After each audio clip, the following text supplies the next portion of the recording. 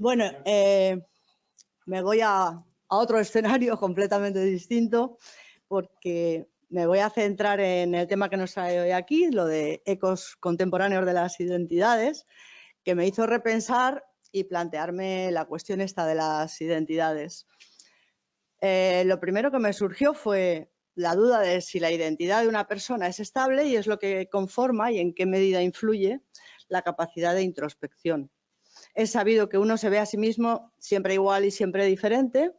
El yo soy yo y mis circunstancias de Ortega añade las circunstancias a una noción de un yo mismo que introspectivamente se mantiene en el tiempo.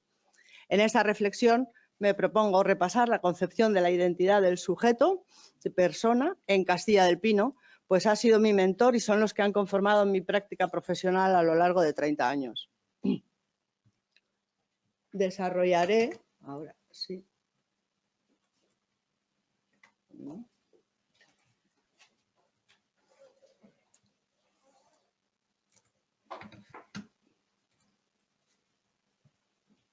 Vale, gracias. Pues voy a desarrollar la concepción de self o identidad propuesta por Castilla del Pino y sus implicaciones en la psicopatología. En aras para, según él, lograr una mayor cientificidad. Ampliaré también algunos conceptos que ya expuse en un trabajo anterior de Anales, una interpelación a los fundamentos en salud mental, y que creo que son interesantes para el debate, pues constituyen una base de lo que, en mi opinión, debe tenerse en cuenta a la hora de proponer un avance en la teoría que sustenta la psiquiatría clínica. Expondré algunas cuestiones que estimo necesarias para la intelección más acabada de la valía de este concepto de self en la obra del maestro cordobés. No pretendo ser exhaustiva con su ingente obra. En 1999 tenía publicado un libro de 300 páginas solamente con los títulos de sus escritos y conferencias. Posteriormente, como es sabido, siguió publicando. Entonces, solo voy a abordar partes de ella que se relacionan con la concepción del sujeto y que son apropiadas para la psiquiatría clínica. Algunos conceptos estarán demasiado esquemáticos por la brevedad. Podemos ampliarlos en el debate si son de interés y también digo que quedarán reflejados en el trabajo que haré para publicar. Voy a seguir esta estructura que veis aquí, unas nociones previas al modelo de sujeto, en el cual me adentro. ¿Cuál es el motivo de que nos preguntemos acerca del conocimiento intrínseco del ser humano si no somos filósofos y ejercemos una profesión eminentemente práctica? Esta pregunta retórica, y también quería que fuera un poco provocadora, me parece importante introducir su concepción de la psiquiatría y sus aportaciones a la psicopatología, ya que mostrarán la imposibilidad para Castilla del Pino de una construcción teórica de la psiquiatría sin un modelo que explique las actuaciones de los seres humanos, que sería la psicología, y aplicables a la persona paciente, que sería la psicopatología. Esto le llevó a la elaboración de un modelo de sujeto y a su noción de identidad, de self, como concepción teórica para construir una psicología más científica. Por ello, antes de adentrarme en el tema, hablaré de ciertas bases teóricas que culminarán con su modelo de sujeto. En 1972 publicó La hermenéutica del lenguaje, donde se fue acercando a las teorías del lenguaje como un método fructífero en el que basar las inferencias teóricas sobre el significado de la conducta. Sin embargo, y pese a que su objetivo principal fue hacer de la psicología una ciencia, no eludió los problemas que conlleva la adopción del lenguaje como método científico. Lo corrobora su cita de Chomsky en este libro, en este texto de Introducción a la hermenéutica, y abro comillas: la lingüística moderna participa de la ilusión cualquiera de otra ciencia del comportamiento al pretender el paso decisivo desde la especulación a la ciencia, cuando en verdad ese carácter científico ha sido obtenido reduciendo el campo de investigación. Lo que pone de manifiesto, desde mi punto de vista, que aunque es necesario hacer una interpretación de las actitudes en el habla, fue consciente de que eso nos llevaría a una simplificación del objeto de estudio. Por tanto, está proponiendo una concepción de la psicopatología basada en la psicología y que se ponga al servicio de la clínica psiquiátrica.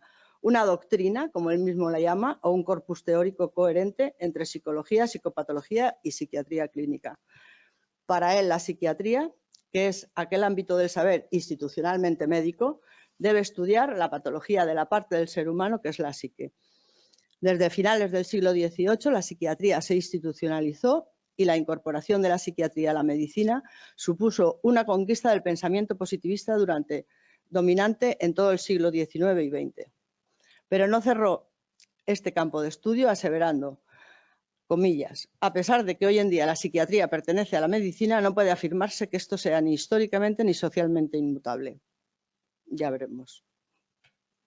En aquellos años, y pese a los antecedentes de todos los esfuerzos de grandes psicopatólogos y psiquiatras clínicos, no pudo edificarse una psicopatología que fuese respecto de la psicología lo que la fisiopatología fue y es respecto de la fisiología, que era su aspiración. No olvidemos que la psicología ha tenido que pasar por algunos periplos.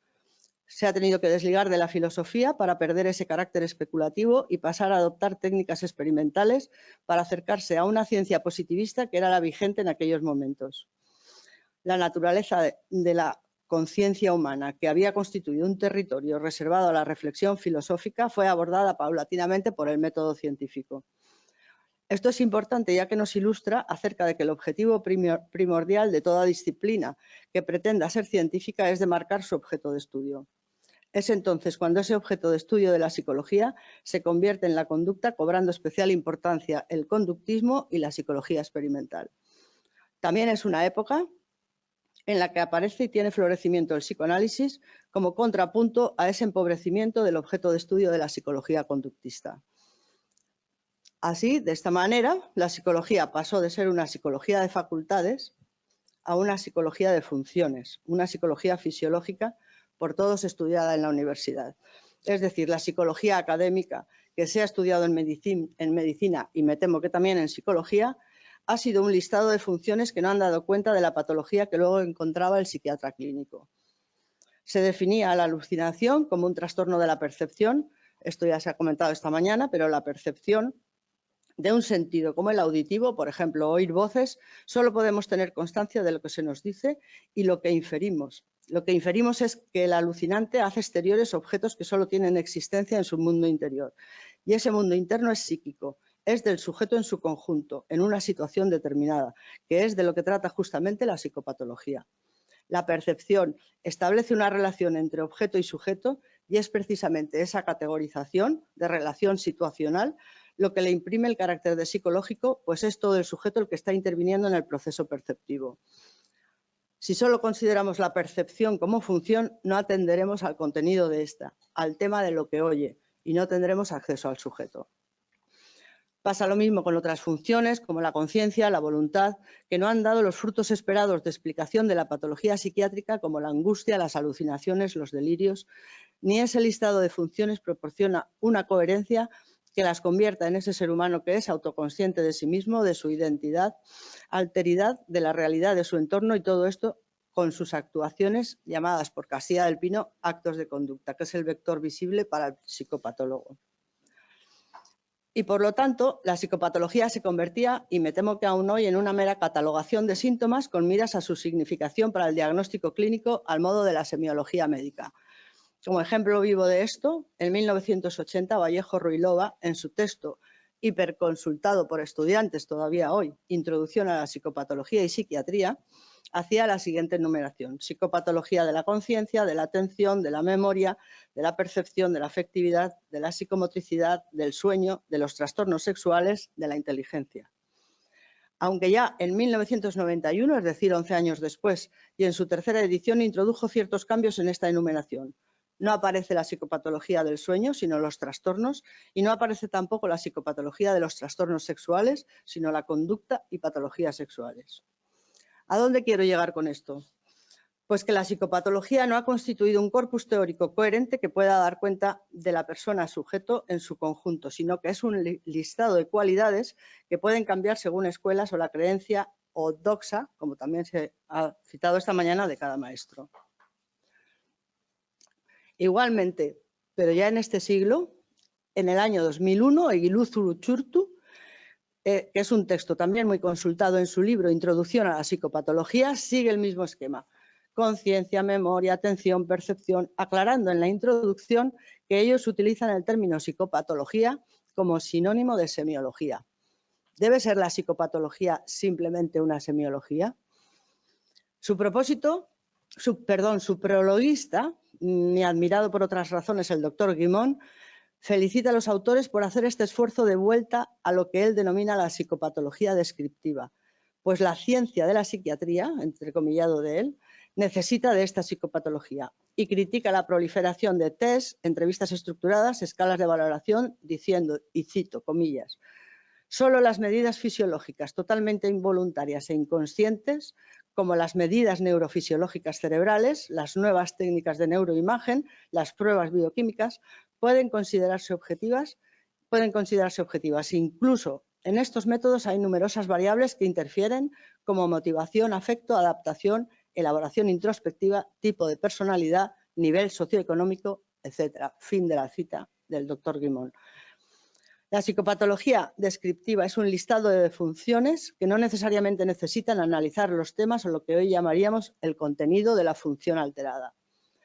Aunque la sabiduría del doctor Guimond le hace nombrar, por ejemplo, la motivación, la elaboración introspectiva, como condicionante incluso de las pruebas objetivas.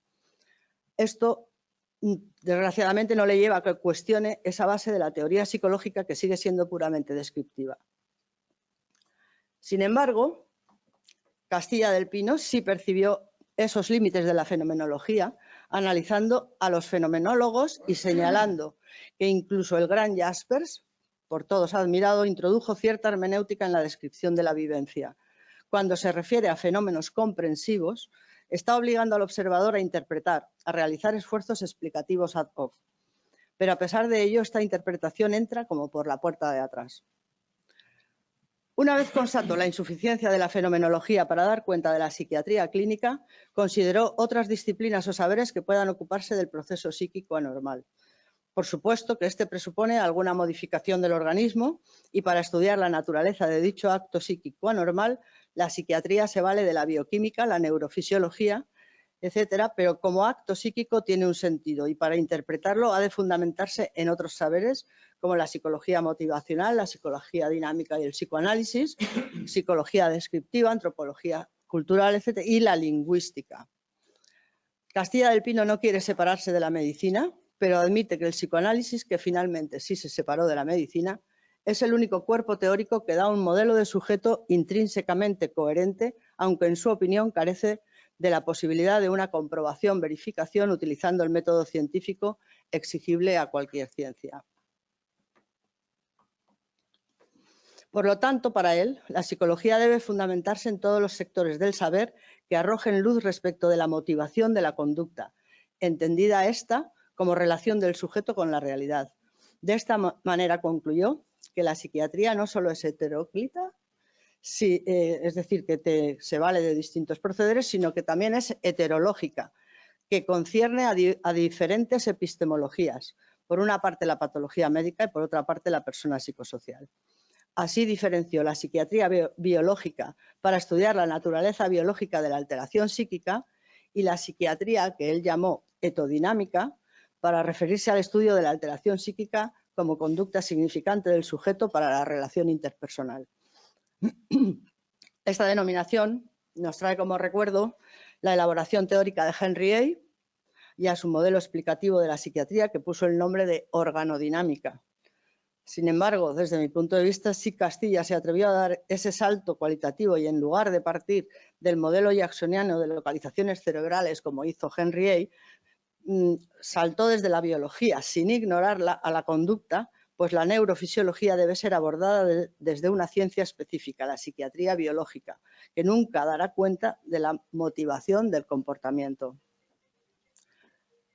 Sirva este preámbulo como explicación de la lógica argumental del maestro, pues si la psicopatología debe explicar la patología de la psicología, como toda ciencia, debe o tiene la obligación de definir cuál es su objeto de estudio. Cito, comillas, si nuestro objeto de estudio está mal fijado, será difícil que lleguemos a muchas conclusiones científicamente válidas o prácticamente útiles. Es primordial determinar su objeto de estudio, que sería para él el acto de conducta como acto consentido. y que requiere que el sujeto realice un juicio de realidad. Es un juicio de realidad que el sujeto del acto lleva a cabo. Y el análisis de esos motivos o propósitos es de naturaleza epistemológica distinta al del naturalismo o el estudio empírico de la psicofisiología. Como he dicho, es de naturaleza etodinámica para él, para subrayar el rango de conductal y de motivacional que remitirá al análisis dinámico de la conducta. Es decir, la psicopatología no es fisicalista y por consecuencia no es energética, sino que es comunicacional. Así se estudiaría la conducta propositiva, la expresión de un sujeto en un discurso significante para la comunicación interpersonal y su relación con la realidad. Es el estudio de los motivos del sujeto de la relación en lo auténticamente psicológico. La psicología, la psicopatología y la psiquiatría etodinámica son entendidas como un continuum cuyo objeto de estudio es la conducta conformada en estas vertientes que permiten relacionarse al sujeto consigo mismo, con los otros y con la realidad circundante. Siempre entendió la conducta como un esfuerzo para la comunicación. No se olvide que, tal y como estudiábamos en la Facultad de Medicina, el sistema nervioso central es un sistema de relación, expresión que Castillas califica de afortunada. El ser humano establece relaciones con su entorno y esa es justamente la conducta a estudiar, a analizar para comprenderlo. Es el sujeto el que realiza acciones con un propósito, un motivo y una significación. Una vez elaborado su modelo de sujeto, bueno, estas conductas las entiende desde estos tres aspectos. Una vez elaborado un modelo de sujeto, está obligado a la adopción de un método.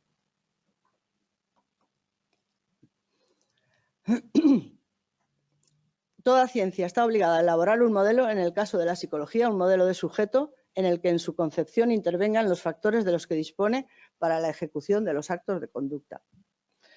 La elección de un modelo obliga a la adopción de un método. Su modelo de conducta considera a estos tres niveles que hemos visto y añade el judicativo, porque hacemos juicios de realidad.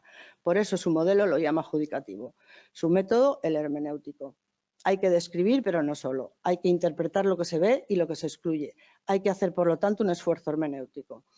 De esta forma llegó al lenguaje verbal, ya que es un modo de conducta que nos remite a la comunicación interpersonal y de ella a la comunicación con el psiquiatra.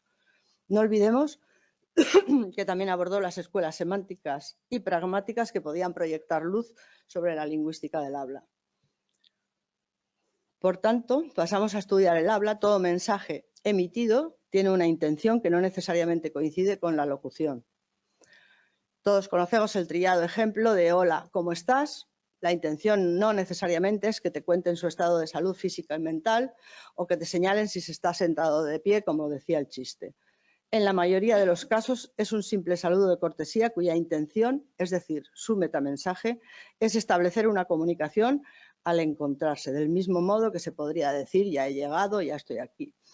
La interpretación de cada metamensaje en la comunicación es lo que permite a las personas que se entiendan o que no. En el habla se manifiestan las actitudes del hablante, es decir, el lenguaje es de alguien para alguien.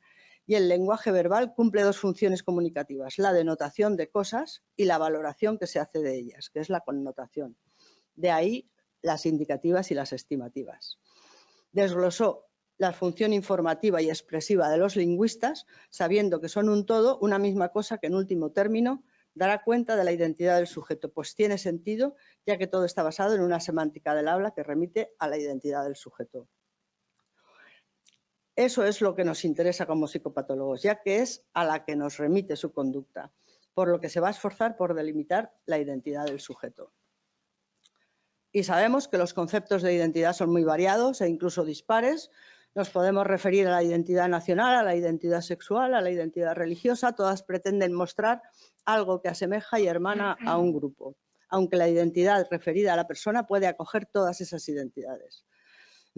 Pero si nos referimos a la identidad de una persona, consiste precisamente en integrar todas las voces distintas en una entidad abierta, cambiante, no cerrada, no acabada, en continua búsqueda y partiendo de la imposibilidad de percibir totalmente esa mezcla de identificaciones múltiples que nos constituyen. Y este personaje, en las relaciones que establece, tiene un propósito y una significación. La significación, en teoría de la comunicación, se denomina metamensaje, como he dicho. Para ilustrar esto, hay una viñeta del genial Schultz en donde se puede ver cómo con un solo mensaje, bueno, con un mensaje, los metamensajes, lo que uno entiende que quiere decir el otro, hasta dónde puede llegar la elucubración sobre el metamensaje, porque pasa al metamensaje, al metamensaje, según los comunicólogos solo se puede llegar a 3 niveles de metamensaje, y aquí finalmente con tanto metamensaje al final el pobre se equivoca y Lucy sigue pegándole el golpe, ¿no? Bueno, pues ¿cuál es el modelo de sujeto que él propone? El que permite considerar todos estos niveles a la hora de tratar a un paciente.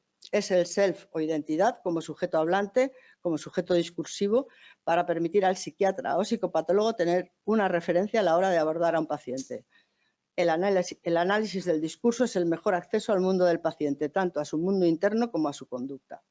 Y así es como llegamos al self. Para el concepto de self de Castilla del Pino, este es tanto emisor como receptor de la comunicación y es así como se fragua una idea de sí mismo, una imagen cambiante que intenta mantener como positiva en las sucesivas relaciones. Es una identidad que él llamará self. La idea que un sujeto tiene de sí mismo es su identidad. Esta identidad es consecuencia de la relación interpersonal y la conducta del sujeto va encaminada al mantenimiento de esa identidad. ¿Cómo se hace? Uno tiene una idea de sí mismo que es la resultante de la idea que cree que los demás tienen de él y la capacidad de autorreflexividad que le hace percatarse de ello. Y esa idea que se forja precisamente en la relación, en cada una de las relaciones y en las sucesivas relaciones. Así se constituye el self, que por lo tanto nunca será fijo ni estable, siempre será cambiante en función de los contextos o diferentes relaciones. El self es, por tanto, una consecuencia de la relación interpersonal, es imaginario, es una formación mental, una inferencia que el sujeto obtiene de la idea que tiene de sí mismo y de la idea que cree que los demás tienen de él. No es, por tanto, verificable, se infiere indirectamente de la acción y de los efectos de la acción en los demás. Todo transcurre en el plano de la relación. Desde la hermenéutica, el self es una estimativa, una valoración que el sujeto hace sobre sí mismo y que es consecuencia de valoraciones parciales de sus aspectos eróticos, actitudinales, corporales e intelectuales. Toda valoración de uno mismo procede, por tanto, de las relaciones y la conducta está encaminada al logro o mantenimiento de la identidad en cada relación. La exploración del self en su modelo de sujeto se puede llevar a cabo con este diagrama, que significa cómo está relacionado cada uno de los aspectos entre sí. Uno se puede encontrar corporalmente guapo, feo, fuerte, sano, fuerte, débil, sano, enfermo, según la forma que se adopte, positiva o negativa. En la actitudinal, en la erótica, exactamente igual. Esto facilitaría la exploración del self. El self implica una construcción mental de las propias fantasías, emociones, deseos, formas de acción, etc. Con un primer paso. Distinción del mundo exterior es mi identidad frente a las restantes. El self, como conciencia de sí mismo, se nutre de materiales psíquicos que proceden a su vez de todas las etapas evolutivas del sujeto. Debido a su carácter relacional, variable del acto de conducta, por considerarlo un acto comunicacional y sujeto a sus leyes, es también un proceso estocástico. Es decir, que aunque evoluciona al azar a lo largo del tiempo y aunque sean muchas las variables en juego, a pesar de todos estos inconvenientes, sigue las reglas de la teoría sistémica. Esto le llevó a concluir que hay una cierta predictibilidad. Si el sujeto se relaciona con el objeto u otro sujeto a través del acto de conducta, en tanto que sistémico, sigue las leyes sistémicas, por lo que considera que dentro de la variabilidad puede ser relativamente predictible.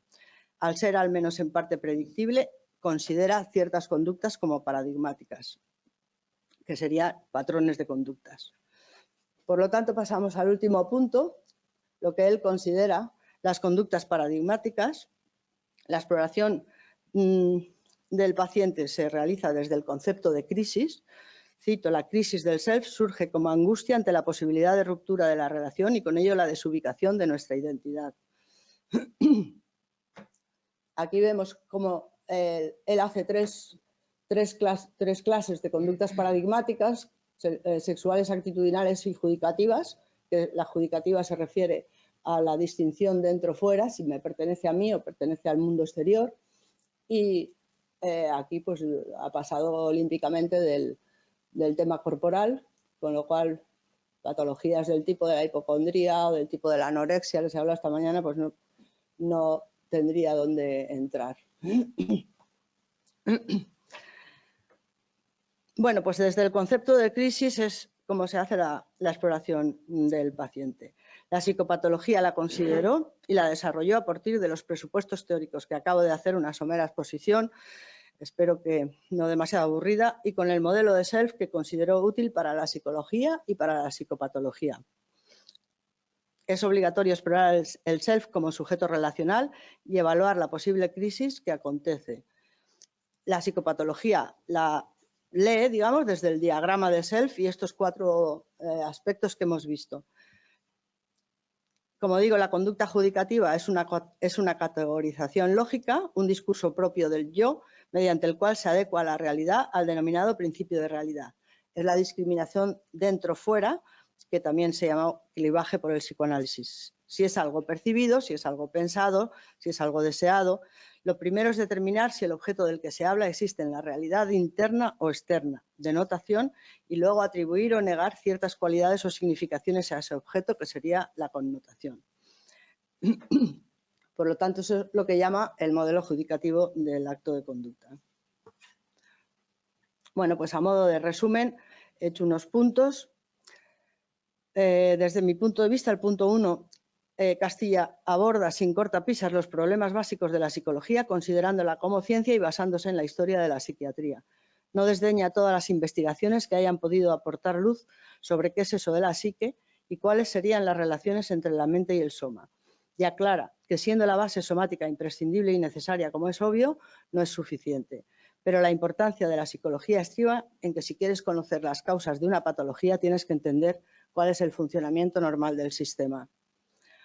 2. Propone una base científica o lo que él considera que es una ciencia, no naturalista, no empírica, para afrontar los hoy denominados trastornos psiquiátricos, desde un modelo estocástico y por tanto probabilístico de tipo hermenéutico. Nadie tiene la verdad. Sin embargo, le cuesta desprenderse de una concepción positivista de la ciencia y de la medicina que parte de una supuesta objetividad científica y cuyos métodos aún son cuantitativos, indicativas, estimativas. 3. Diferencia conciencia, que hoy también se llama sistemas de vigilancia para diferenciarlo de conciencia de uno mismo en relación con el entorno, que sería el self. Para él, la imagen de sí mismo, mismidad o autorreflexividad en continua recreación en las relaciones. A pesar, desde mi punto de vista, de la simplificación de su diagrama del self, que se pone de manifiesto en cierta estrechez en su psicopatología, sí clarificó que para contestar a la pregunta ¿cómo surge la experiencia subjetiva, es decir, el self en su contexto, objeto de la psicopatología, de la actividad objetiva y objetivable del cerebro, se debía acudir a diferentes niveles epistemológicos y, por tanto, con diferentes modelos, métodos y objetivos? Su esquema referencial médico, que diagnostica mediante síntomas, le llevó a buscar unos signos con posibilidad de objetivación que serían las indicativas y las estimativas, como he dicho. Quiso elaborar una ciencia formal, pero siempre fue consciente de que no era al modo de la medición de la presión arterial, pues nunca dejó de lado el sujeto según su modelo de self. Con este modelo de self dio el paso desde una concepción del ser humano como un individuo constituido a modo de una entidad antes de sus relaciones sociales, hasta una concepción que hoy diríamos más posmoderna. Según González Arribas, un filósofo que acudió aquí al seminario del Claro del Bosque, hoy en día el progreso tecnológico y científico nos exige repensar la definición de lo humano y ya no podríamos hablar de un yo inseparable o inherente, sino de una multiplicidad de yoes. Estos yoes caben en la concepción del self. 6. En sus análisis etodinámicos de las patologías, por ejemplo, esquizofrenia, incluye siempre al self, tanto desde el punto de vista de las interrelaciones personales y el contexto, como de los dinamismos internos en sus relaciones objetales. Constituye el primer temor a ser otro, temor a la identificación que implica toda relación de objeto y, en consecuencia, dejar de ser. 7. Y en sus análisis del neurótico sería la angustia del sujeto ante un estado de desvalimiento, ante la posibilidad de una crisis del self total, no ante algo concreto. El 8. Hay que agradecerle, entre otras muchas cosas desde mi punto de vista, una separación radical tanto de la reduccionista psiquiatría biológica como del eclecticismo, actualmente tan en boga, sobre todo con la denominada posmodernidad. Aquí tampoco cabe el todo vale, ni ciertas formas pseudocientíficas que parece que guían algunas prácticas psicoterapéuticas. Tengo algún ejemplo de las que se realizan. Es más, sirve para reimaginarnos en la interacción psiquiatra-paciente y provocar un relato transformador de la propia identidad o self. Muchas gracias.